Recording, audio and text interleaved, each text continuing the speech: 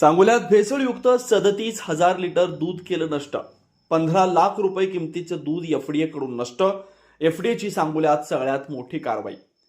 सांगोला तालुक्यातील जवळा इथं आज अन्न व औषध प्रशासन विभागानं मोठी कारवाई करत तब्बल 37,532 लिटर भेसळयुक्त दूध साठा जागेवर नष्ट केला. 15 लाख रुपये किमतीचा अजिंक्य राणा मिल्क इंडस्ट्रीज येथील दूध संकलन केंद्रावर दूध साठा होता. या दुधाचे 4 नमुने तपासणीसाठी पाठवण्यात आले असून उर्वरित दूध हे नष्ट करण्यात आलं. तर हे दूध संकलन केंद्र तात्काळ बंद करण्याचे निर्देश अन्न व औषध प्रशासनाकडून देण्यात आलेत. एफडीएच्या माध्यमातून सोलापूर जिल्ह्यात झालेला आजपर्यंतची सगळ्यात मोठी कारवाई म्हणून सांगोल्यातील कारवाईकडे बघावं लागेल.